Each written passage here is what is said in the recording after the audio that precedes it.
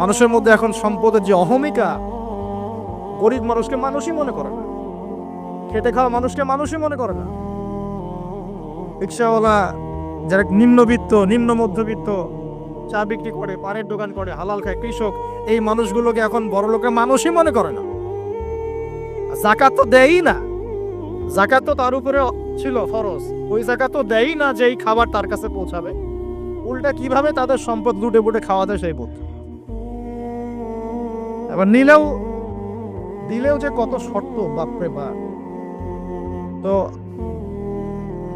কিছুটা মনের কষ্ট থেকে বললাম কথাগুলো আর কি, যে আসলে আপনি যখন কোরআন এবং সুন্নাহর জ্ঞানী হবেন না, তখন অন্যকে সম্মান দিতে পারবেন না। আমরা বড় বড় স্লোগান দিই যে অমুক অমুকের সেবক, অমুক অমুকের সেবক। আসলে সেবা সত্যিকার অর্থে করছি?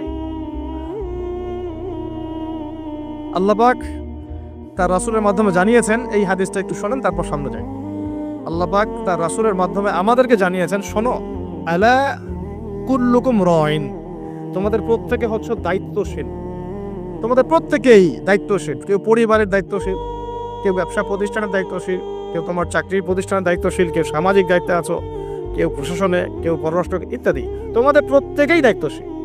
কুল্লুকুম রাইন ওয়া কুল্লুকুম মাসউলুন আন রাইয়াতি, এবং তোমাদের প্রত্যেককে যার যার দায়িত্ব সম্পর্কে আল্লাহ কিয়ামতের মাঠে জিজ্ঞাসা করবে।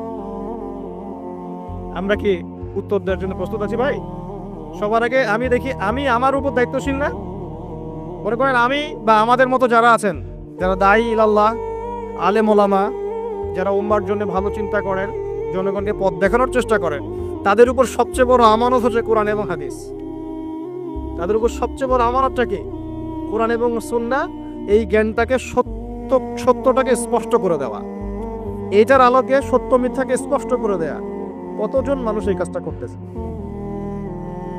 কেউ হিকমার দোহাই পেরে সত্য মিথ্যা স্পষ্ট করে না, কেউ চাকরি চলে যাবে এই ভয়ে সত্য কথা বলে না, কেউ আমার এই হবে সেই হবে কত কিছু চিন্তা করে সত্যের সাথে মিথ্যা তালগোল পাকায় সময় পার করতেছে। ওয়াজ মাহফিল বাংলাদেশের দিন প্রচারের একটা অন্যতম প্ল্যাটফর্ম। সারা দেশে মনে হয় প্রতিদিন 100-200 মাহফিল হয় কি না? কিন্তু আপনি দেখবেন প্রচুর মাহফিল, অহেতুক গাল গল্প, কেচ্ছা কাহিনী, টাইম নষ্ট করা। হয়তো একজন আয়োজন করেছে, ওদের টার্গেট আমি টাকা কালেকশন করব, আর বক্তাও এখানে সুযোগ নিবে, কালেকশনে এত % আমার, ঠিক আছে?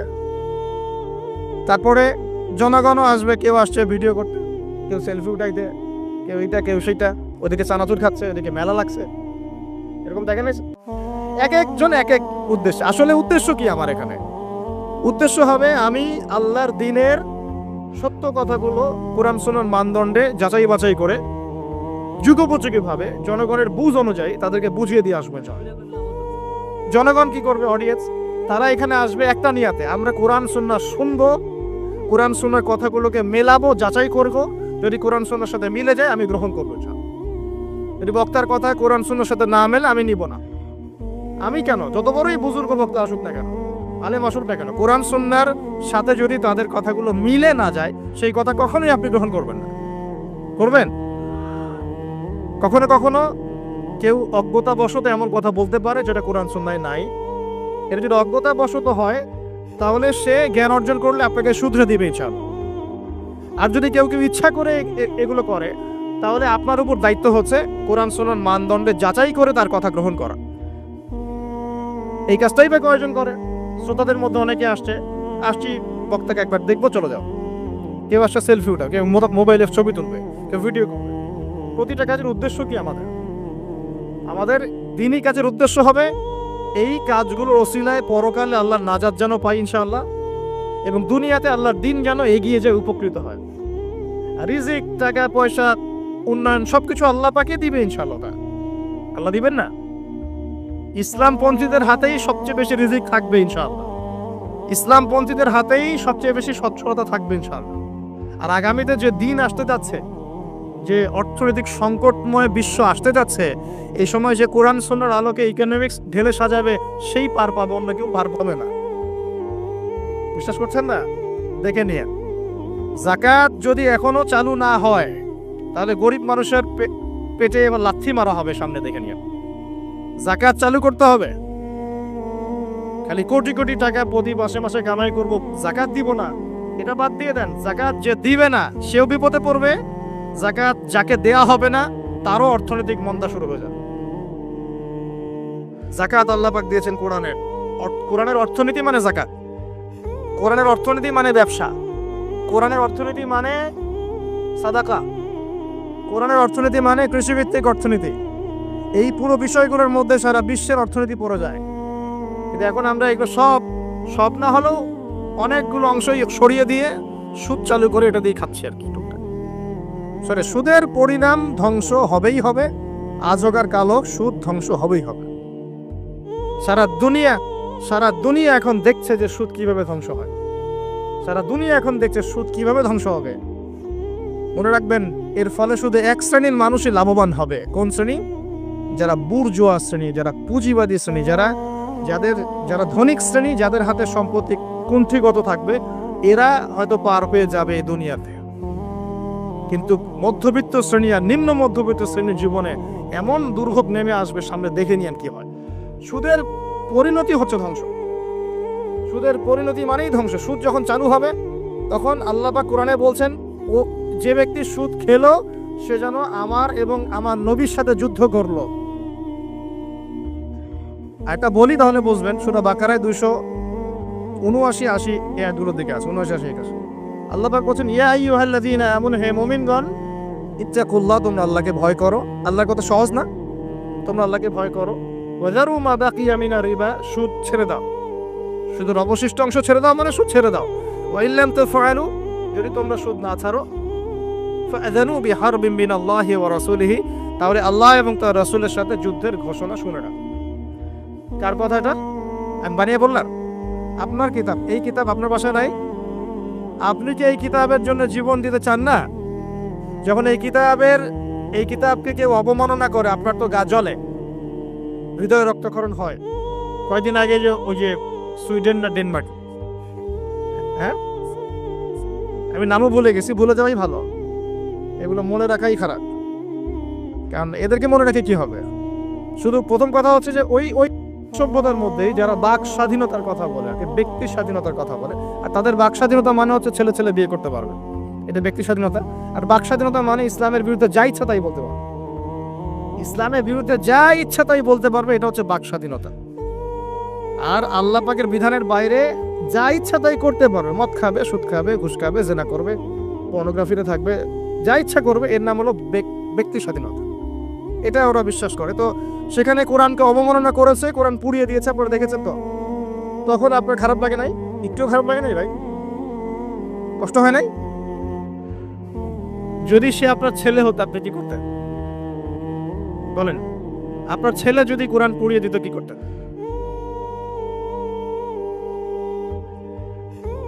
এখন আমাকে বলেন, ওই কোরআনেই আছে সুদ খাওয়া মানে আল্লাহ এবং তার রাসূলের সাথে যুদ্ধ করা। আমি আর আপনি যে মানছি না, এখন আমাদের কি হবে বলেন? সে তো অমুসলিম, কোরআনে কি আছে জানেই না বেচারা। কোরআনের প্রতি অনেক ক্ষোভ, কারণ কোরআন ওদের সমস্ত জাহিলিয়াত অন্যায়ের বিরুদ্ধে কথা বলে। এই জন্য কোরআনকে পুরা দিতে চায় এবং নবীকেও গালিগালাজ করে, তাই না? ইসলামের বিরুদ্ধে দাঁড়া যায়, ইসলামের বিরুদ্ধে ওরা চেষ্টা চালায়, কারণ ওরা জানে না ইসলাম কি, ওরা বোঝে না কোরআন কি, ওরা বোঝে না মুহাম্মদ সাল্লাল্লাহু আলাইহি ওয়াসাল্লাম কে, তিনি কেমন আদর্শ, কেমন মানুষ, তিনি যে পুরো বিশ্বের জন্য রহমত, ওরা তো জানেই না, বোঝেই না। আমরা জানি না? এখন আমরা যে জানি, কিন্তু আমরা যে কোরআন পড়তে জানি না। আমরা তো জানি, কিন্তু আমরা তারপরেও যে কোরআন তেলাওয়াত করতে পারি না, জানার পরেও যে কোরআনের অর্থ কোনোদিন পড়ে দেখলাম না। আরে গত বছর তো অর্থ পড়তে বলেছিলাম যে অর্থগুলো একটু পড়ে দেখেন, বাপরে বাপ, যে ধোয়াটা ধুইলো আমাকে, আমি একদম পরিষ্কার হয়ে গেছি, এমন ধোয়া ধুয়েছে। কোরআনের অর্থ পড়ার দরকার নাই। আমি কি বলেছিলাম যে কোরআন তেলাওয়াত করলে কোনো নেকি হবে না? কোরআন তেলাওয়াত করলে কোনো নেকি হবে না, এই কথা বলেছিলাম না? বলেছিলাম যে কোরআন তেলাওয়াত শুধু তেলাওয়াত করে গেলে আপনি ভিতরের হকটা আদায় করতে পারবেন না। কোনটা বলেছে? কোরআনে আপনি সূরা ফাতিহা পড়লেন, কিন্তু সূরা ফাতিহার অর্থ আপনি বুঝলেন না। আপনি কি সূরা ফাতিহার মধ্যে আল্লাহ যা বলেছেন তাকে বুঝতে পারলেন?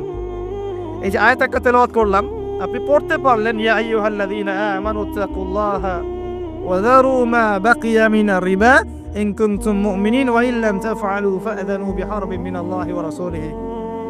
আপনি কি কিছু বুঝলেন?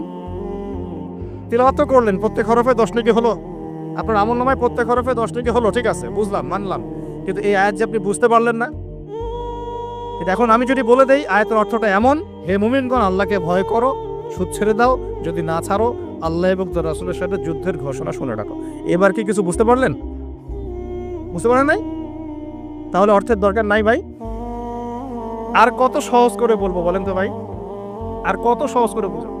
আমি যে এখন মুসলিম পরিবারে জন্ম নিয়েও যে আমি কোরআন তেলাওয়াত করতে পারছি না, অর্থটা পড়ে দেখছি না, নবীর হাদিসগুলো পড়ছি না, কোরআন রেগুলার একটু তেলাওয়াত পড়ি না, কোরআনের একটু দাওয়াত মানুষকে দেই না, কোরআনের কাজে সাহায্য করছি না, এগুলো কি আমার অপরাধ হচ্ছে না? কে বড় অপরাধী তাহলে, তারা না আমরা? বলেন এবার, এই ওয়াদাটা করতে পারি? প্রথম ওয়াদা করেছেন দরুদ পড়বেন সকালে সন্ধ্যায় 10 বার করে, মনে আছে তো নাকি ভুলে গেছেন? আমাদের মেমোরি তো এখন মাছের মতো, অ্যাকুরিয়ামের মাছ আছে না, মাছের মেমোরি ওখানে ঘোরে কেন সারাদিন জানেন? কারণ ওর memory short time memory loss, মানে ওর মেমোরি এত নিচু স্কেলের, ও মনে করে যে এটা হচ্ছে অনেক বড় সমুদ্র, কোথায় গেল ভুলে গেল, এই যেখান থেকে এই পর্যন্ত গিয়েছে ও ভুলে গেছে কোথায় আসছে, মেমোরি লস। আমাদের কেন জানি আমাদের জাতিটা এরকম হয়ে গেছে, আল্লাহ মাফ করো। একটা ইস্যু আসে, ওইটা নিয়ে একদম মাতামাতি লাগালাম, চলে গেলে ওটা ভুলে যাবে, নতুন ইস্যু, এমনটা হয় না? আচ্ছা, তো আপনারা ওই রকম হয়েন না অন্তত পক্ষে, আল্লাহ পাক তৌফিক দান করুন। তো প্রথমে ওয়াদা করেছেন কি 10 বার করে, মনে আছে তো? আচ্ছা, এবার দ্বিতীয় ওয়াদা করেন যে কোরআন যারা তেলাওয়াত করতে জানেন না, আমি অর্থের কথা বলছি না এখন, জাস্ট তেলাওয়াতের কথা বলছি, যারা কোরআন তেলাওয়াত করতে জানেন না, এই যে রমজান মাস সামনে আসছে, এই পুরো রমজান সময় দিলাম বিশুদ্ধ করে কোরআন তেলাওয়াত শিখতে হবে। রাজি আছেন ইনশাআল্লাহ? রাজি আছেন ইনশাআল্লাহ? ওয়াদা করছেন তো? নিয়াত এত দুর্বল কেন? নিয়াত এত দুর্বল কেন? কোরআন তেলাওয়াত শিখতে কি কষ্ট হবে খুব? এটা তেলাওয়াত শেখাটা কি অযোধ্যা হবে, কাজে দিবে? কোরআন যে তেলাওয়াত করতে জানে না, কোরআন কি তার পক্ষে সাক্ষী দিবে না বিপক্ষে সাক্ষী দিবে? আর কোরআন যার বিপক্ষে সাক্ষী দিবে সে কি জান্নাতে যাবে? কি মনে হয়, জান্নাতে যাবে? আচ্ছা, তাহলে একটু ওয়াদা করতে পারি ইনশাআল্লাহ, আগামী রমজান শেষ হওয়ার আগেই কোরআন তেলাওয়াত শেষ হওয়া চাই ইনশাআল্লাহ। পারা যাবে ইনশাআল্লাহ? যে ফজিলত বলি, প্রত্যেক হরফে 10 নেকি পাবেন ইনশাআল্লাহ, প্রত্যেক হরফে 10 নেকি। কোরআনে কতগুলো হরফ আছে জানেন? এটা আয়াত, হরফ মানে অক্ষর, আর আয়াতও 6666টা নাই, 6666টা আয়াত কোরআনে নাই, বাসায় কি গুনে দেখে, কোরআনে আয়াত আছে 6234টা, 6236টা, বাসায় কি গুনে দেখে। 2, কোরআনের শব্দ আছে 77,800টা, শব্দ বুঝি, ওয়ার্ডস 77,800টা, এটা হলো শব্দ সংখ্যা। আর অক্ষর প্রায় 5 থেকে 6 লক্ষ অক্ষর আছে, 5 থেকে 6 লক্ষ অক্ষর আছে। প্রত্যেক হরফে 10টা করে যদি নেকি হয়, একবার বিশুদ্ধ করে কোরআন খতম দিলে কত নেকি হবে বলেন? কত হবে? কয়েক কোটি তো হবে নাকি ইনশাআল্লাহ? হবে তো নাকি? আল্লাহ পাক আমাদের সবাইকে বিশুদ্ধ করে কোরআন তেলাওয়াত করার তৌফিক এনায়েত করুন, বলি আমিন। আমিন। এখন যারা আমরা কোরআন তেলাওয়াত করতে জানি, হাফেজ আছি বা কোরআন করতে পারি মাশাআল্লাহ, তারা কি একটু ওয়াদা করতে পারি যে এই রমজান মাসে আলিফ লাম মিম থেকে শুরু করে মিনাল জিন্নাতি ওয়ান নাস পর্যন্ত 114টা সূরার অর্থ পড়ে দেখবো ইনশাআল্লাহ? কারা কারা কোরআন তেলাওয়াত করতে জানেন হাত তুলে দেখি একটু। মাশাআল্লাহ, শুকরিয়া, জাযাকুমুল্লাহ, অনেকেই জানেন মাশাআল্লাহ, হাত নামান। যারা জানি, আমরা এবার ওয়াদা করলাম, নিয়াত করলাম ইনশাআল্লাহ তাআলা এই রমজান মাস শেষ হওয়ার আগেই, আমরা এখন থেকে শুরু করব, রমজান শেষ হওয়ার আগেই আল কোরআনের 114 সূরা মানে 30টা পারা, প্রতিদিন 1 পারা করে, প্রতিদিন 1 পারা করে 30টা রোজায় 30 পারার অর্থ পড়ে শেষ করব ইনশাআল্লাহ তাআলা। রাজি আছেন ইনশাআল্লাহ? দেখেন, কোরআনের অর্থ না পড়লে আপনি আল্লাহ আপনাকে যা বলতে চেয়েছেন সেটা আপনি বুঝতে পারবেন না। বুঝতে পারবেন? উদাহরণ দিই ছোট্ট করে, খেয়াল করেন। মনে করেন আপনি প্রবাসী, আপনার স্ত্রী থাকে দেশে, আপনার স্ত্রীর সাথে আপনার দেখা সাক্ষাৎ খুব কম হয়, দেখা সাক্ষাৎ হয় না বললে চলে। খুব আপনি কাজের কারণে ওখানে থাকছেন, মাঝে মাঝে আসছেন যাচ্ছেন। এখন স্ত্রী আপনাকে একটা মেসেজ পাঠিয়েছে ফোনে, স্ত্রী আপনাকে একটা 1 পৃষ্ঠার মেসেজ পাঠিয়েছে, আর মেসেজটা পাঠিয়েছে স্ত্রী ইংরেজি ভাষায়। কোন ভাষায় ভাই? আর আপনি বেচারা ইংরেজি বোঝেন না, আপনি ইংরেজি বোঝেন না, আপনি ইংরেজি রিডিংটাও করতে পারছেন না যে সে বলেছে আই লাভ ইউ, এতটুকু আপনি পড়তে পারছেন না, কারণ আপনি কোনোদিনও ইংরেজি পড়েন নাই। এটা যে আই, এটা যে এল, এটা ও, এটা ভি, এটা ই, এটা আপনি বুঝতে পারছেন না, কারণ আপনি ইংরেজি জানেনই না। মনে করেন এখন স্ত্রীর এই ভালোবাসাপূর্ণ মেসেজটা আপনি কি পড়তে পারবেন? আচ্ছা, তাহলে পড়তেও পারলেন না। এখন যদি পড়তে পারতেন, কমসে কম পড়তে পারতেন, তাহলে কি হতো? অর্থটা আপনি বোঝার চেষ্টা করতেন নাকি? অর্থটা বোঝার চেষ্টা করতেন। হ্যাঁ, স্ত্রী বলেছে আমি খুব ভালো নাই, আপনার কথা মনে পড়ছে, সন্তানরা আপনাকে মিস করে, এগুলো সে ইংরেজিতে লিখেছে, ইংরেজি ভাষায় লিখেছে। আর আপনি ইংরেজি ভাষা পারেন না, অর্থটা বোঝেন না। তার লেখাগুলো হয়তো আপনি টুকটাক একটু পড়তে পারছেন, হ্যাঁ, কিন্তু আপনি কি তার অর্থটা উঠাতে পারবেন? অর্থ যদি উঠাতে না পারেন, স্ত্রী যে এত প্রেম ভালোবাসা মহব্বতের সাথে একটা চিঠি লিখলো আপনাকে, আপনি কি সেই চিঠির হক আদায় করতে পারলেন?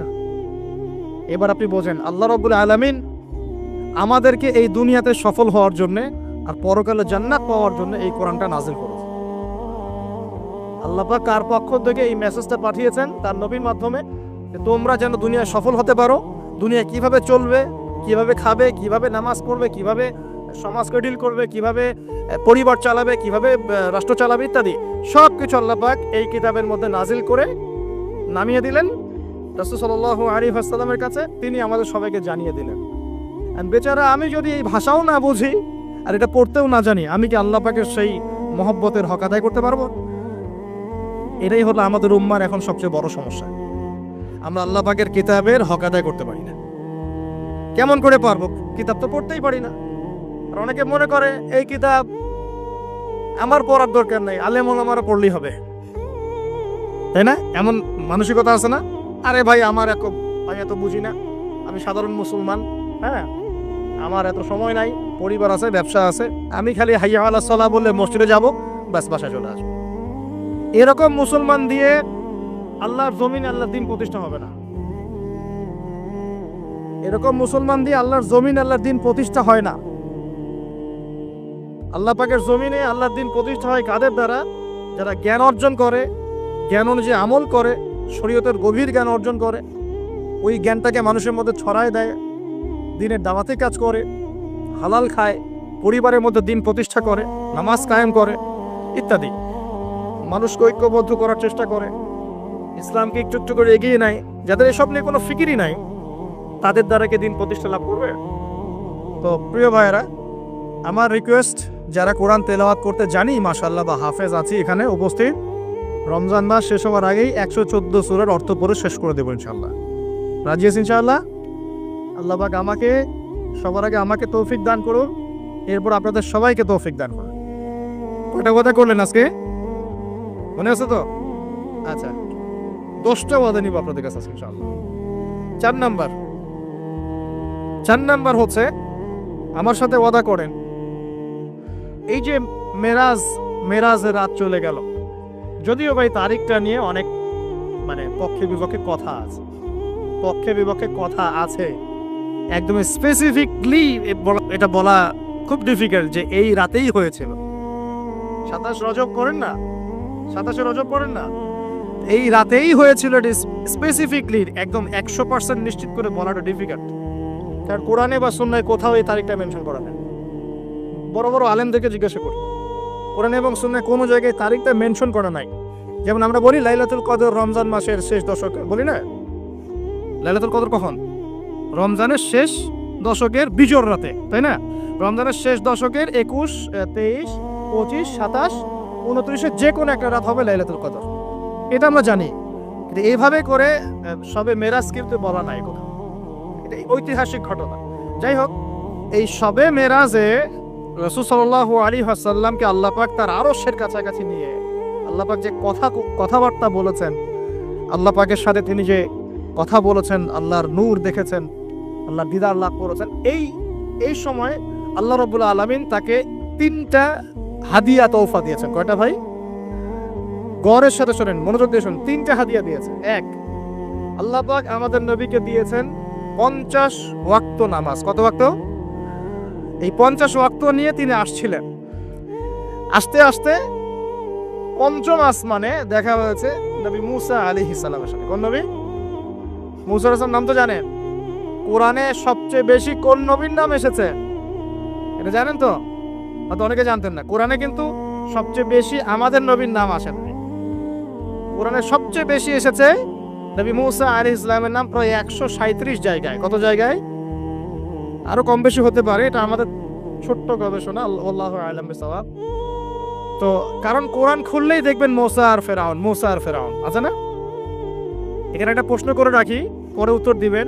কেন কোরআনে মুসা আলাইহিস সালাম আর ফেরাউনের ঘটনা এত বেশি বর্ণিত হয়েছে? এটা ভাবতে থাকেন, পরে উত্তর দিবেন। কেন কোরআনে নবী মুসা আলাইহিস সালাম এবং ফেরাউনের নাম এত বেশি, এতবার কেন এই ঘটনা বলা হয়েছে? কোরআনে কি আল্লাহ শব্দের কোনো অপচয় করতে চান? তাহলে এতবার করে একটা কথা কেন বলছেন? আর কোরআনে কি আল্লাহ পাক অহেতুক কিছু নাযিল করেন না? নিশ্চয়ই পিছনে কোনো কারণ আছে বলেই করেন। কোনো কারণ ছাড়া কি আল্লাহ পাক কোনো কাজ করেন? আচ্ছা, তার মানে এর পিছনে কোনো কারণ আছে। এই যে একটা সূরা আপনারা পড়েন, সূরা আর-রহমান। সূরা আর-রহমানের মধ্যে পড়েন না, আর-রহমান আল্লামাল কোরআন খালাকাল ইনসান আল্লামাহুল বায়ান, পড়েন না? আচ্ছা, এই সূরার মধ্যে 31 বার এসেছে ফাবিআইয়ি আলাই রাব্বিকুমা।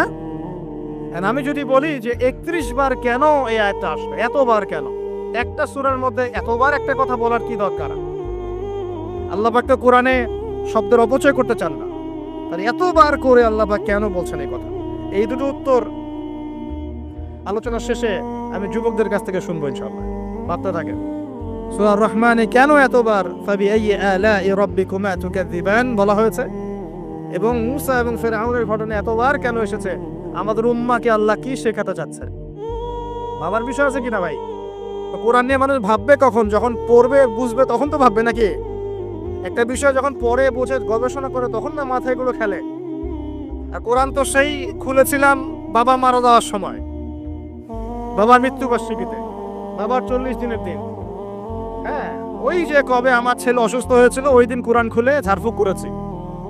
এগুলোই তো কোরআনের সাথে আমাদের সম্পর্ক।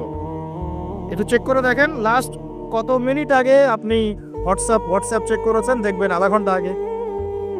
লাস্ট কত ঘন্টা আগে আপনি ইউটিউব চেক করেছেন, দেখবেন 1 ঘন্টা আগে চেক করেছেন। লাস্ট কত ঘন্টা আগে আপনি ফেসবুক স্ক্রল করেছেন, দেখবেন 10 মিনিট আগে, 15 মিনিট আগে, 20 মিনিট আগে। এখন আমলনামা স্ক্রল করে দেখেন লাস্ট কবে কোরআন খুলেছিলেন। বুঝতে পারেননি? কবে শেষ কোরআন খুলে দেখেছেন? কে কবে শেষ কোরআন খুলে দেখেছে? কোরআনের সাথে যদি এমন সম্পর্ক হয়, হে মুসলিম জাতি, আমাদের আল্লাহর গজব থেকে বাঁচার কোনো সম্ভাবনা নেই। আল্লাহ পাক আমাদেরকে কোরআনের সাথে সম্পর্ক করার তৌফিক দান করুন। যে কোরআনের সাথে সম্পর্ক করতে পেরেছে সে সরাসরি আল্লাহর সাথে সম্পর্ক করতে পেরেছে। যার সাথে কোরআনের সম্পর্ক নাই সে আল্লাহর মারেফত থেকে বহু দূরে অবস্থান করছে। আল্লাহর মারেফত এইভাবে পাওয়া যায় না, অনেক ত্যাগ তিতিক্ষার মধ্য দিয়ে পেতে হয়। আল্লাহ পাকের মারেফত পাওয়ার সবচাইতে শ্রেষ্ঠ মাধ্যম হচ্ছে কোরআনুল কারীম। এছাড়া এর চেয়ে শ্রেষ্ঠ কোনো মাধ্যম নাই। হ্যাঁ, সালাত আছে, সেটা একটা ইবাদত, এটা হচ্ছে বিধান। এই বিধান এবং এর তেলাওয়াত, আল্লাহ পাকের কালাম, এর মধ্য দিয়ে আল্লাহ পাকের মারেফত লাভ করা যাবে ইনশাআল্লাহ তাআলা। আল্লাহর সাথে আপনি সরাসরি কথা বলতে পারবেন। আপনি কি আল্লাহর সাথে কথা বলতে চান না? আল্লাহ পাক কি বলছেন, কেন বলছেন, আপনার সাথে আপনার প্রতি আল্লাহ পাক কি নসিহত করছেন, আপনি কি জানতে চান না, শুনতে চান না? মুসা আলাইহিস সালাম পঞ্চম আসমানে আমাদের নবীকে বলছেন 50 ওয়াক্ত নামাজ আপনার উম্মত পড়তে পারবে না, আপনি কমিয়ে নিয়ে আসেন। আমার উম্মতকে 2 ওয়াক্ত নামাজ দেয়া হয়েছিল, পড়তে পারে নাই। তার উম্মতের নাম কি? মুসা আলাইহিস সালামের উম্মতের নাম কি বলেন? বনু ইসরাইল। কিন্তু বনু ইসরাইল তারও আগ থেকেই ছিল। বনু ইসরাইল বলা হয় ইয়াকুব আলাইহিস সালামের বংশধরদেরকে। মুসা আলাইহিস সালামের কওম দাবি করে, এখন যারা তারা দাবি করে যে আমরা মুসা আলাইহিস সালামের কওম, কিন্তু সত্য কথা হচ্ছে যে যারা এই দাবিটা করে এরা সত্যিকারের বনু ইসরাইল নয়। এরা হচ্ছে ইউরোপিয়ান জিউস, ইউরোপ থেকে এসেছে এরা। এরা ইউরোপিয়ান জিউস, এরা সত্যিকারের বনু ইসরাইল নয়, এটা মাথায় রাখবো। আচ্ছা, আর যারা বলে আমরা নাসারা বা খ্রিস্টান, এরাও সত্যিকারের খ্রিস্টান নয়। সত্যিকারের খ্রিস্টানরা কখনো 3 খোদায় বিশ্বাস করতো না। তারা বিশ্বাস করতো আল্লাহ ছাড়া কোনো ইলাহ নাই এবং আল্লাহ পাকের কোনো সন্তান নেই, তারা বিশ্বাস করতো। তারা বিশ্বাস করতো ঈসা আলাইহিস সালাম আল্লাহর সন্তান নয়। সত্যিকারের খ্রিস্টান ছিল বাদশা নাজাশী। কি নাম? নাম শোনেন নাই? বাদশা নাজাশী ছিল নবী সাল্লাল্লাহু আলাইহি ওয়াসাল্লামের সময় এমন একজন খ্রিস্টান শাসক যার রাজ্যে কেউ জুলুমের শিকার হতো না। মুসলমানরা একসময় সেই রাজ্যে আশ্রয় নিয়েছিল এই মুশরিকদের অত্যাচার থেকে বাঁচার জন্য। এই বাদশা নাজাশী মুসলমানদেরকে আশ্রয় দিয়েছিল, তাদের ভরণ পোষণ দেখাশোনা সবকিছু করেছিল। এই বাদশা নাজাশী যখন মারা যায়, আমাদের নবী নিজে তার গায়েবানা জানাজার নামাজ পড়েছে। তারা ছিল প্রকৃত খ্রিস্টান, যার সামনে জাফর রাদিয়াল্লাহু আনহু সূরা মারিয়াম তেলাওয়াত করেছিলেন। সূরা মারিয়ামে তেলাওয়াত শুনেই তিনি চোখ দিয়ে দরদর করে কান্না শুরু করেছেন। তো মনে রাখবেন, এখনকার ইউরোপিয়ান জিউসরা কিন্তু প্রকৃত বনু ইসরাইল নয়, এটা মাথায় রাখবেন। তারপরে সামনে যান, মুসা আলাইহিস সালাম কমাতে চাপ দিচ্ছেন। নবী সাল্লাল্লাহু আলাইহি ওয়াসাল্লাম একবার যাচ্ছেন 50 থেকে 45, 45 থেকে 40, 40 থেকে 35, এই করতে করতে করতে করতে 5 ওয়াক্ত নামাজ হলো। কত ওয়াক্ত? 5 ওয়াক্ত। এবার মুসা আলাইহিস সালাম বলছেন আরো কমায় নিয়ে আসে। আমার উম্মত 2 ওয়াক্ত নামাজ পড়তে পারে নাই, আপনি আরো কমিয়ে নিয়ে আসেন। তখন নবী সাল্লাল্লাহু আলাইহি ওয়াসাল্লাম বলছেন, আমি আমার রবের কাছে এই আরজি পেশ করতে লজ্জা বোধ করছি। কি বোধ করছি? লজ্জা বোধ করছি। তারপর আল্লাহ রাব্বুল আলামিন বললেন যে তোমার উম্মতের উপর আমি 5 ওয়াক্ত নামাজই ফরজ করলাম, এই হাদিয়া দিলাম, কিন্তু তারা যদি 5 ওয়াক্ত নামাজ পড়ে 50 ওয়াক্তের নেকি দেওয়া হবে। আর কিছু চাই ভাই? 5 ওয়াক্ত নামাজ পড়লে আমরা প্রতিদিন 50 ওয়াক্ত নামাজ পড়ছি। শুধু তাই নয়, আল্লাহ পাক বলে দিলেন তোমার উম্মতের কোনো ব্যক্তি যে কোনো ভালো কাজ করুক না কেন, তাকে 10 গুণ বাড়ায় দেওয়া হবে। 1 টাকা দান করেছেন, 10 টাকার নেকি দেওয়া হবে। 1 রাকাত নামাজ পড়লেন, 10 রাকাতের নেকি দেওয়া। একটা সেজদা করলেন, 10টা সেজদার নেকি পাওয়া যাবে। একবার সুবহানাল্লাহ বললেন, 10 বার সুবহানাল্লাহ বলেন নেকি পাওয়া যাবে। একবার সূরা ফাতিহা বললেন, 10 বার পড়ার নেকি পাওয়া যাবে। এতিমের মাথায় একবার হাত বুলিয়েছেন, 10টা এতিমের মাথায় হাত বোলানোর নেকি হবে। একটা বিয়ে করলে তাহলে 10টা বিয়ের নেকি হবে নাকি ভাই? হ্যাঁ, আচ্ছা, হ্যাঁ, স্ত্রীর মুখে যদি খাবার তুলে দেন, স্ত্রীর মুখে যদি খাবার তুলে দেন, এই খাবার তুলে দেওয়ার বিনিময়েও আল্লাহ পাক নেকি দিবে। এমনকি স্ত্রীর দিকে যে নেক নজর বলি না, স্ত্রীর দিকে যে তাকাচ্ছেন, এই তাকানোর বিনিময়ে আপনার নেকি হবে। দেখেন শয়তান কত স্মার্ট। যেদিকে তাকালে আমাদের নেকি হয় ওই দিকে দেখতে এখন ভাল লাগে না, যেদিকে তাকালে গুনাহ ওই দিকে দেখতে ভাল লাগে, তাই না? এই অবস্থা। এখন সমাজে একটা বড় ব্যাধির নাম হচ্ছে জেনা আর পরকিয়া।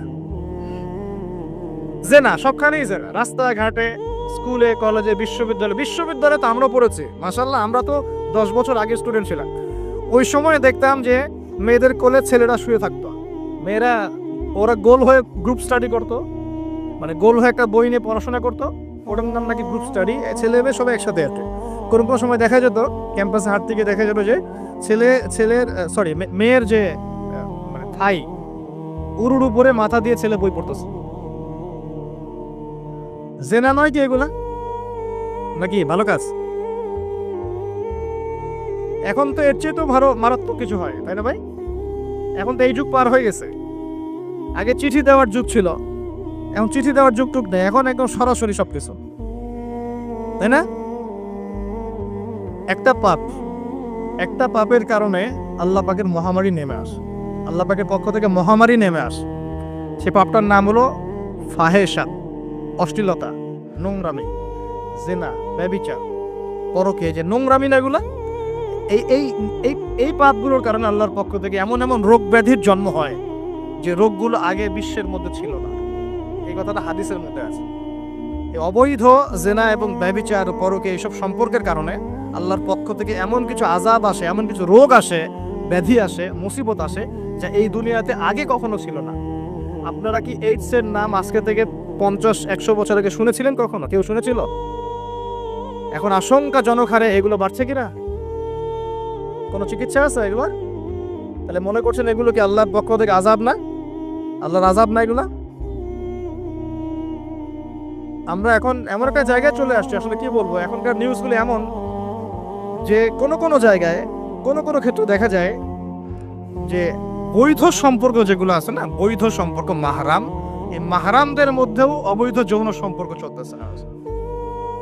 এগুলো পেপার পত্রিকায় আসে, এগুলো দেখা যায়, অনলাইন ঢুকলে দেখা যায়। আল্লাহ পাক আমাদের সবাইকে চরিত্র পবিত্র রাখার তৌফিক দান করুন। ভাই চরিত্র পবিত্র রাখার জন্য একটা আমি পরামর্শ দিই, নিজেকে ভালো কাজে ব্যস্ত রাখেন। নিজেকে ভালো কাজে ব্যস্ত রাখেন, সেটা সামাজিক কাজও হতে পারে। সমাজ কল্যাণমূলক কাজ করেন না, জনসেবা করেন, মানুষের সেবা করেন, মানুষের কাছে থাকেন, সোশ্যাল ওয়ার্ক করেন। এই যে অ্যাসোসিয়েশন আছে না কিছু সামাজিক, নন পলিটিক্যাল, নন প্রফিটেবল কিছু ফাউন্ডেশন থাকে না, মানুষের কল্যাণে কাজ করেন। ইফতারের প্রজেক্ট করেন সামনে, ঠিক আছে? তারপরে শীতবস্ত্র হয়, তারপরে যে ত্রাণ রিলিফ, মানে মানুষের কল্যাণ, বৃক্ষরোপণের কাজ, তারপরে আপনার এই যে রক্তদান কর্মসূচি, এই টাইপের যে ভালো ভালো কাজ, সমাজ কল্যাণমূলক কাজ, এই সমাজ কল্যাণমূলক কাজগুলো করলেও মনটা বড় হবে। ভালো কাজে ব্যস্ত থাকবেন, আপনি দেখবেন মাথার মধ্যে শয়তানি নাই। যখন মানুষের কাজ নাই, সারাদিন অলস বসে থাকে, মাথার মধ্যে দুনিয়ার শয়তানি ঘোরাফেরা করতে থাকে। আল্লাহ পাক আমাদের সবাইকে ভালো কাজের সাথে থাকার তৌফিক দান করুন এবং ভালো কাজে একে অপরকে সহযোগিতা করার তৌফিক দান। ইনশাআল্লাহ এই রমজান মাস আসার আগে আমরা আরেকটা ভালো কাজ করার চেষ্টা করব ইনশাআল্লাহ। সেটা হলো রমজান মাসে সাধারণত নিত্য প্রয়োজনীয় দ্রব্যের দামগুলো বেড়ে যায়, কি না? এটা তো হয় সাধারণত। কি কি কারণে হয় সেটা আমি পরে একদিন আলোচনা করবো। এই কারণগুলো আমাদেরকে দূর করতে হবে, আল্লাহ পাক তৌফিক দান করার। কিন্তু সাধারণত দেখা যায় রমজান মাসে দামগুলো বৃদ্ধি পায়, তখন মধ্যবিত্ত এবং নিম্ন মধ্যবিত্ত শ্রেণীর চরম দুর্ভোগ দেখা দেয়। তার অনেকেই দেখা যায় লোক লজ্জায় মানুষের কাছে হাত পাততে পারে না, কাউকে বলতে পারে না, কিন্তু ওদের ঘরে অভাব থেকে যায়। কোনো সময় দেখা যায় ইফতার করতে বসে তারা বদদোয়া করতে থাকে, ইফতার করতে বসে বদদোয়া করতে থাকে, আল্লাহ কি চলছে, কিভাবে খাবো, কিভাবে পড়বো, আল্লাহ তুমি দেখো, তুমি ছাড়া দেখার কেউ নাই, এগুলো বলতে থাকে। আমরা রমজান মাস আসার আগে একটা ভালো কাজ করার নিয়াত করি, আল্লাহ পাক তৌফিক দান করুন। আমাদের মধ্যে যারা সামর্থ্যবান আছে, আমাদের মধ্যে যারা সামর্থ্যবান, খেয়ে পরে বাঁচতে পারি 3 বেলা, আমরা আমাদের রমজান মাসের বাজার তো করবো, পাশাপাশি চেষ্টা করব প্রত্যেক ভাই অন্তত একটা করে পরিবারের দায়িত্ব নেওয়ার জন্য। পারবেন তো ইনশাল্লাহ? প্রত্যেক ভাই কমপক্ষে একটা করে পরিবার, সামর্থ্যবান, বিত্তশালী, সামর্থ্যবান, যাদেরকে আল্লাহ পাক সামর্থ্য দিয়েছেন অর্থনৈতিক, আমরা একটা নিয়াত করি যে আগামী রমজানে, এই আসন্ন রমজানে ইনশাআল্লাহ আমরা নিজেদের পরিবারের সাথে অন্তত একটা করে পরিবারের হলো দায়িত্ব নিব ইনশাআল্লাহ। আর আমরা নিজেদের পরিবারের বাজার করব, মাসিক বাজার, একটা পরিবারের মাসিক বাজার করে দেবো ইনশাআল্লাহ।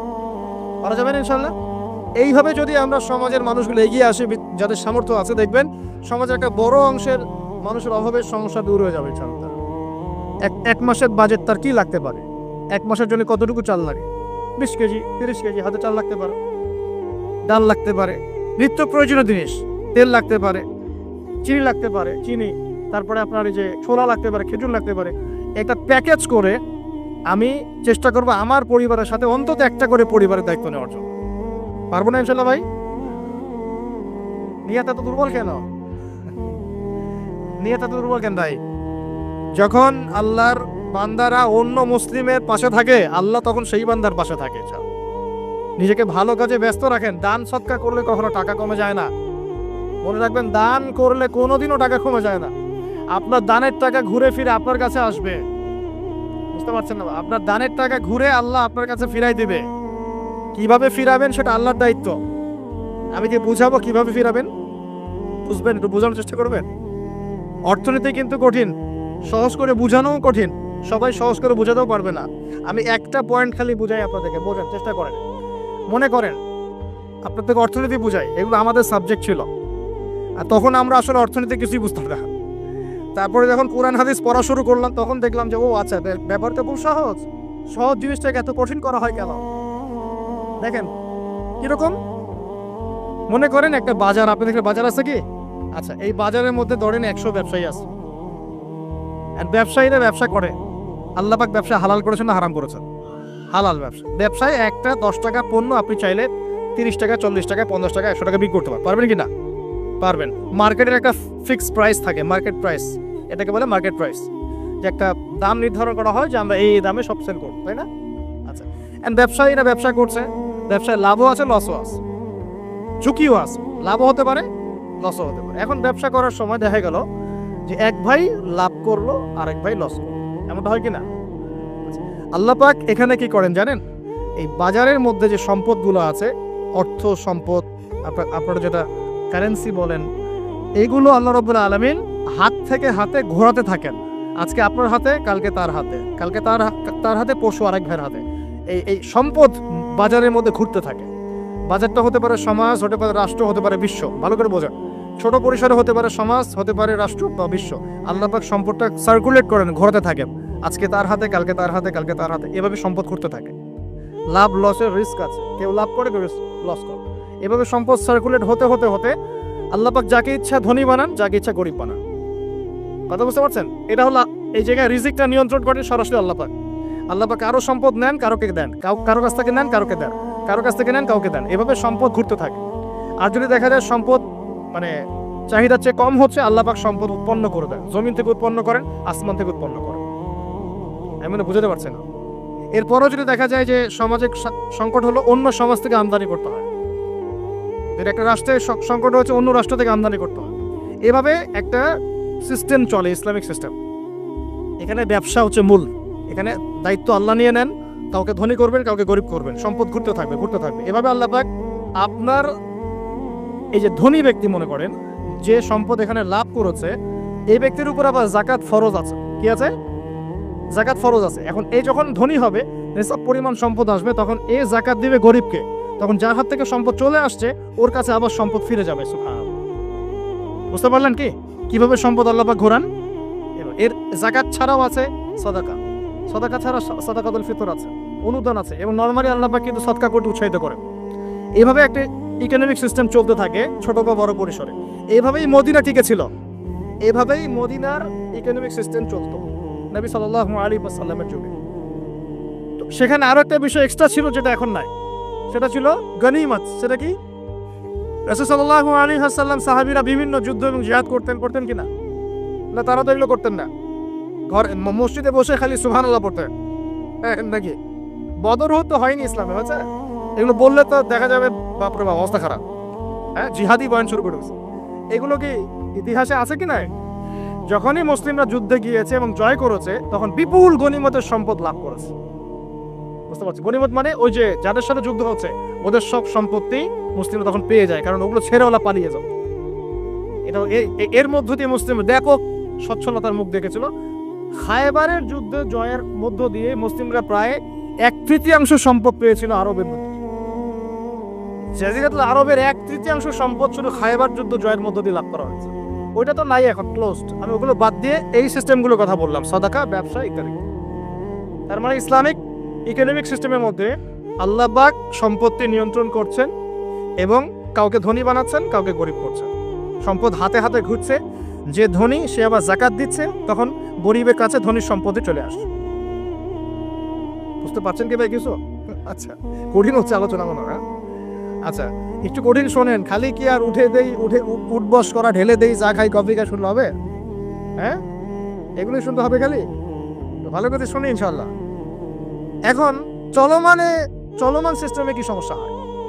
যখন আপনি ব্যবসাটাকে গুটিয়ে নিয়ে সুদটাকে প্রাধান্য দিচ্ছেন, মানে সুদের মধ্যে কি লাভ লস দুটা রিস্ক আছে, ঝুঁকি আছে কোনো? সুদে আপনি যখন খান, আপনি কি বলেন ঠিক আছে আমি 100 টাকা নিলাম, ব্যবসায় লাভ হলে আমি দিব 50%, লস হলে 50%? এটা তো সুদ না। এটা কি সুদ? যখন আপনি বলেন যে আমি 100 দিয়েছি, আমাকে 110 দেওয়া লাগবে, 100 দিয়েছি আমাকে 110ই দেওয়া লাগবে, আপনি তো লসের রিস্ক নিবেন না। নিবেন? সুদখোর কি লসের ঝুঁকি নিবে নাকি লাভের শর্তে টাকা দিবে? এখন যখন আপনি লাভ লসের ঝুঁকি নিচ্ছেন না, তখন একজন লাভ করে একজন লস করার কোনো সিস্টেম বাজারে থাকছে না। তখন সম্পদ ধনিক শ্রেণীর হাতে কঞ্জীবিত হচ্ছে, তারা আস্তে আস্তে ধনী হতে থাকবে, গরিবরা আস্তে আস্তে গরিব হতে থাকবে। আবার জাকাত দিবে না, তখন ওই সম্পদ আবার গরিবের কাছেও ফিরে আসবে না। এভাবে সুদের মধ্য দিয়ে সম্পদ সংকীর্ণ হয়ে যায়, একদম একটা মার্কেট, সমাজ, রাষ্ট্র ম্যাসাকার অবস্থা, দেউলিয়া হয়ে চলবে। একটা একটা করে কথা বলেছিলাম, ফলেছিল কি অর্থনীতির কথাগুলো? পাকিস্তানের কথা ফলেছে? পাকিস্তানের সামনে আরো ভয়াবহ পরিণতি আছে। আর এগুলো থেকে শিক্ষা না নিতে পারলে আমাদের সামনে ক্ষতি আছে। এগুলো বলবেই বাকে, বোঝাবেই বাকে। আর আল্লাহ পাক আমাদের কথা গ্রহণ করার মানসিকতা দান করুন। কমপক্ষে কথাগুলো শুনে একটু যাচাই করার তৌফিক আল্লাহ দান করুন। যাচাই করার পর যদি দেখা যায় যে হ্যাঁ ঠিকই বলেছে ছেলেটা, বা কম কিছুটা হলেও ঠিক বলেছে, ওইটুকু অন্তত গ্রহণ করার তৌফিক আল্লাহ দান করুন। একবারে যদি নেগলেক্ট করে রাত দূর এসব করা শোনারই দরকার নাই, তাহলে তার কিছু হইল না। সমস্যা নাই, আমাদের কাজ কি? ফাযাক্কির ইন্নামা আনতা মুযাক্কির। আল্লাহ পাক আল্লাহর দ্বীনের দায়ীদের দায়িত্ব দিয়েছে, তোমরা উপদেশ দিবে, তোমরা শুধু উপদেশ দাতা। লাস্তা আলাইহিম বিমুসাইতির। কারো প্রতি তোমরা দারোগা নাও, চাপ দিয়ে মানাতে হবে, এই দায়িত্ব তোমাকে দেওয়া হয়নি। জাস্ট বলে দিয়ে চলে আসবে সামনে। ফাযাক্কির ইন্নাফাআতিয যিকরা। তুমি উপদেশ দিবে হে নবী।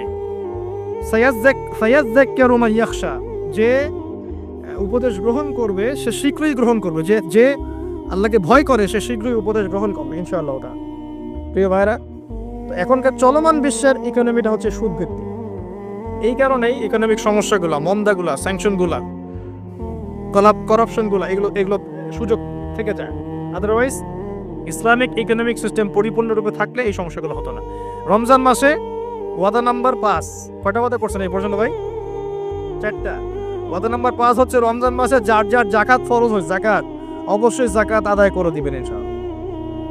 করবেন কি না? আপনারা কি মনে করেন যে নামাজই খালি ফরজ, যাকাত ফরজ না? যাকাত ফরজ না? যে কেউ যদি মনে করে নামাজ ফরজ, যাকাত ফরজ না, সে ব্যক্তি কাফের। হ্যাঁ, আমার ফতোয়া না, যে কোনো আলেমকে জিজ্ঞাসা করেন না, যে কোনো মাযহাবের আলেমকে জিজ্ঞাসা করেন, যে কোনো মাযহাবের। মান ফাররাকা বাইনা সলাতি ওয়াজ যাকাত। যে ব্যক্তি সালাত এবং যাকাতের মধ্যে পার্থক্য করে, সে ব্যক্তি মুসলিম মিল্লাত থেকে খারিজ হয়ে যাবে। আবু বকর সিদ্দিক রাদিয়াল্লাহু আনহুর যুগে কিছু মানুষ যাকাত দিত না, দিতে চায় নাই। আবু বকর সিদ্দিকের মতো নরম মানুষ না, নরম মানুষ নামাজে দাঁড়ালেই ঝরঝর করে কান্না শুরু করেন, নরম মনের মানুষ তিনি যাকাত অস্বীকারীদের বিরুদ্ধে যুদ্ধ করলেন। ইতিহাস পড়ে দেখেন। তারপরে তারা ভয়ে যাকাত দেওয়া শুরু করল। একজনের বিরুদ্ধে অ্যাকশন নেওয়া হয়েছে, বাকিরা ভয়ে যাকাত দেওয়া শুরু করেছে। রাষ্ট্রীয় কোষাগার সমৃদ্ধ হলো। মুসলিমরা ওই সময় সুদের মধ্য দিয়ে রাষ্ট্রীয় কোষাগার বৃদ্ধি করত। যাকাত ছিল, গনিমত ছিল, সাদাকা ছিল, ব্যবসা ছিল, কৃষি ছিল, এইগুলোর মধ্যে দিয়ে তারা সমৃদ্ধ হতো। আর এই সমৃদ্ধি দিয়ে আমরা প্রায় 1200 বছর বিশ্ব শাসন করেছি। কত বছর? 1200 বছর আমরা বিশ্ব শাসন করেছি। আর এখন আমাদেরকে চাইতে হয়, লোন দেন, এই করেন, সেই করেন। আমাদেরকে নিচের হাত হইতে হয়েছে, নিচের হাত। কি লজ্জা আমাদেরকে নিচের হাত হতে হয়েছে, ওরা এখন উপরের হাত। ওরা আমাদেরকে এখন অনুদান দেয়, আবার সুদের শর্ত দিয়ে দিবে। তারপর তো IMF বুঝবেন না, ওইটাতে আমি যাচ্ছি না। এমন কিছু শর্ত দিবে যেটা রাষ্ট্রের গলা দড়ি চিপে রেখে দিবে।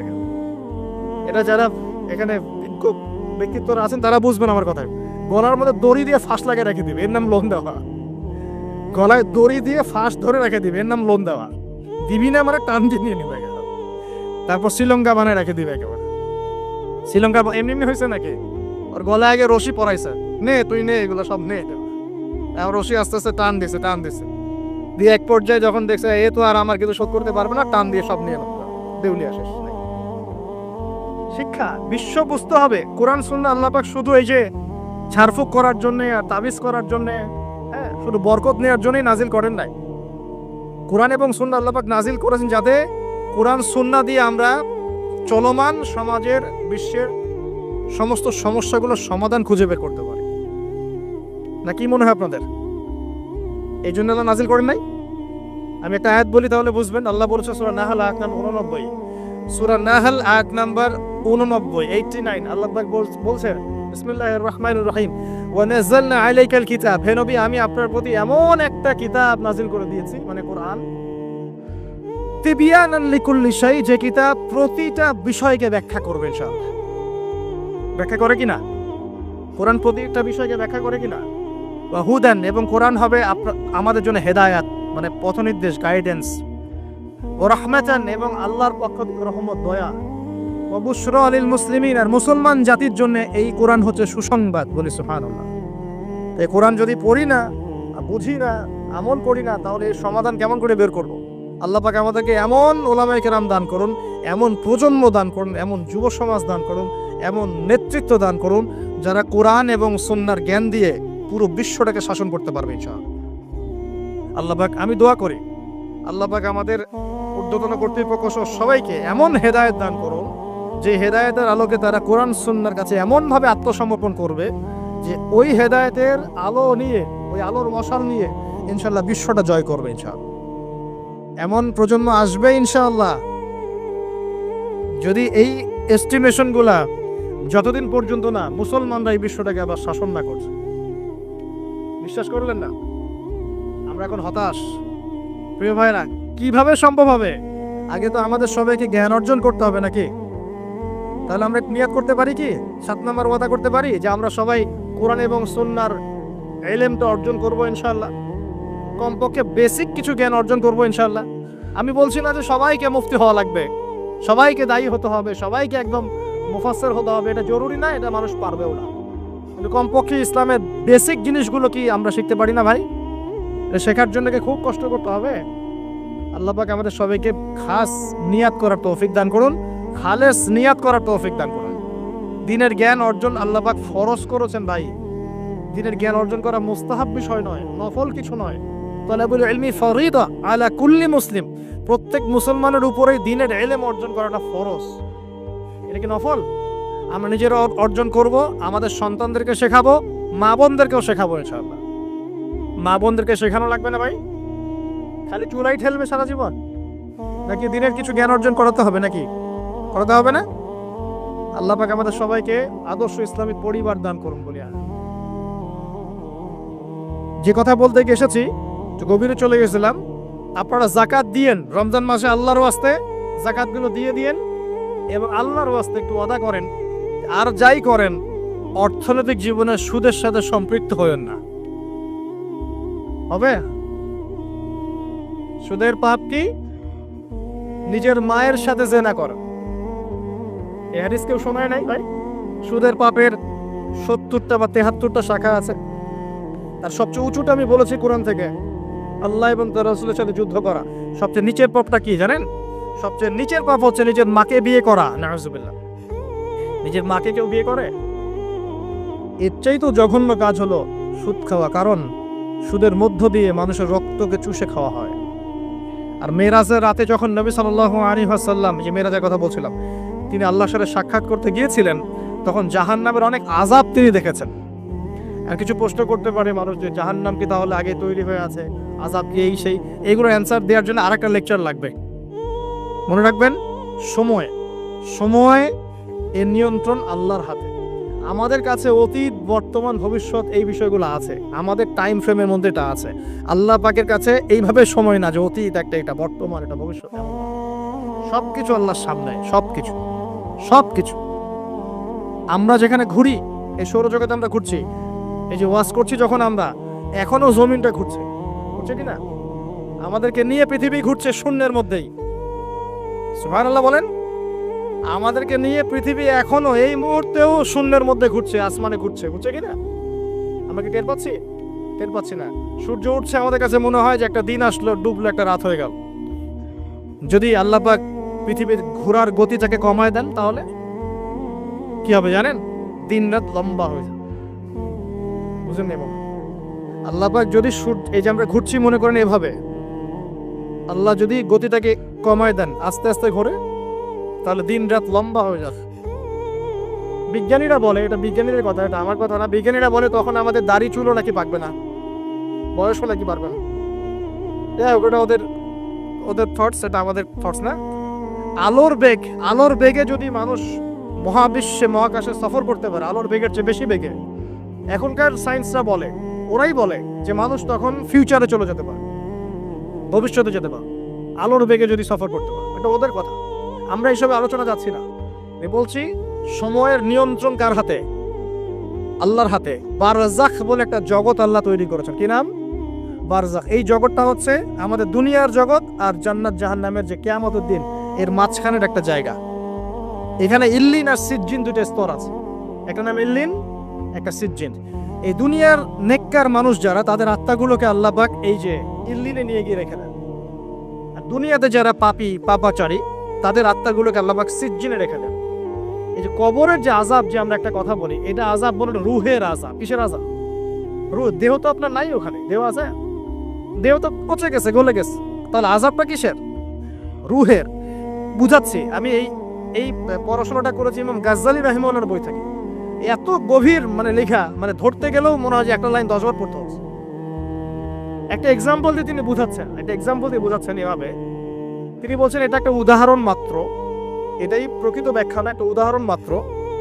বোঝানোর চেষ্টা করছেন তিনি এভাবে যে আমরা যখন ঘুমাই, অনেকে ভালো স্বপ্ন দেখেন না? ভালো স্বপ্ন দেখে আপনার কাছে ভালো লাগছে, খুব মজা লাগছে না? স্বপ্নের মধ্যে আপনি কি ভালো ফিল করছেন, মাশাআল্লাহ ভালো লাগছে, উঠছেন ফিরছেন খাচ্ছেন। যখন কোনো খুব ভালো আপনি একটা স্বপ্ন দেখেন, আপনার কিন্তু ভালো লাগে। আপনি স্বপ্নে ঘুমন্ত অবস্থাতেই আপনি স্বপ্নে বাস্তবের ফিলিংস পাচ্ছেন, এমন হয় না? আল্লাহ পাক যদি আপনাকে স্বপ্নের মধ্যে রেখে দেন ধরেন 1 বছর, 1.5 বছর, 2 বছর, তার মানে 1-2 বছর আপনি স্বপ্নের মধ্যেই বাস্তবের ভালো লাগার ফিলিংসটা পেতে থাকবেন, কিন্তু আপনি ঘুমিয়ে আছেন। বাহির থেকে আমি আপনাকে দেখছি যে আপনি ঘুমিয়ে আছেন, আপনি ঘুমন্ত অবস্থাতেও ভালো স্বপ্ন দেখেই ভালো ফিল করছেন। তিনি বোঝাচ্ছেন, উদাহরণ দিয়ে বোঝাচ্ছেন, এটা কিন্তু ব্যাখ্যা নয়, জাস্ট একটা বোঝাচ্ছেন উদাহরণ দিয়ে। আল্লাহ পাক যখন শহীদদের রূহগুলোকে জান্নাতে রেখে দেন, জান্নাতে তারা এইভাবে রূহগুলো ঘুরতে থাকে, ফল ফলাদি খেতে থাকে, পাখির মধ্যে রূহ দিয়ে দেন, সবুজ পাখি, এই পাখি উঠতে থাকে, তারা ভালো ফিল করতে থাকে। ওই হায়াতটাকে আল্লাহ পাক তাদের কাছে বাস্তব বানিয়ে দিয়েছেন। কথা বুঝতে পারছেন? ওই হায়াতটাকে আল্লাহ পাক তাদের কাছে বাস্তব বানিয়ে দিয়েছেন। তাদের কাছে মনে হচ্ছে এটাই বাস্তব, এটাই জগৎ। আল্লাহ চাইলে করতে পারেন না? একটা ঘুমন্ত মানুষ যদি আল্লাহ করতে পারেন, তাহলে শহীদদের ব্যাপারে করতে পারেন না? পারেন। আবার ধরেন একজন মানুষ পাপাচারী, আপনি কখনো কখনো স্বপ্ন দেখেছেন, ভয়ের স্বপ্ন, আটকে উঠছেন, শ্বাস বন্ধ হয়ে যাচ্ছে, এমন হয়নি অনেকদিন? আর হবে তো বেশি, কারণ কানে তো হেডফোন দিয়ে গান শোনেন, আর হেডফোন কানে দিয়ে ঘুমান, এফএম শুনতে শুনতে ঘুমান, এই কি করতে করতে ঘুমান। ঘুমানোর আগে তো দোয়া কালাম নাই, দোয়া কালাম মাসনুন দোয়া কালাম তো নাই, সূরা মুলক নাই, সূরা বাকারা শেষের আয়াত নাই, ইত্যাদি নাই, পবিত্রতা নাই, বিছান ছাড়েন না, লাইটস অফ করেন না। আপনার সুন্নত মাফিক তো ঘুমাচ্ছি না। ঘুমানোর কতগুলো সুন্নত জানেন? ঘুমানোরই কত সুন্নত আছে। ইস্তেঞ্জা করতে হয়, ওযু করে আসতে হয়, পারলে মেসওয়াক করে নেয়, বিছান ঝাড়তে হয়, বিসমিল্লাহ বলে লাইট অফ করতে হয়, দরজায় খিল দিতে হয়, পাত্র যদি থাকে খাবার পাত্র, পানির পাত্র ঢেকে দিতে হয়, তারপরে পড়তে হয় বিছানায় গিয়ে আয়াতুল কুরসি, সূরা বাকারা শেষের 2-3টা আয়াত, সূরা ফালাক নাস ইখলাস, হাত একত্রিত করে ফু দিয়ে সারা গা মাসাহ করতে হয়। ডান কাত হয়ে আল্লাহুম্মা বিইসমিকা আমুতু ওয়া আহইয়া বলে এই যে 33 বার সুবহানাল্লাহ, 33 বার আলহামদুলিল্লাহ, 34 বার আল্লাহু আকবার পড়তে পড়তে ঘুমাতে হয়। কয়জন জানে ঘুমানোর সুন্নত?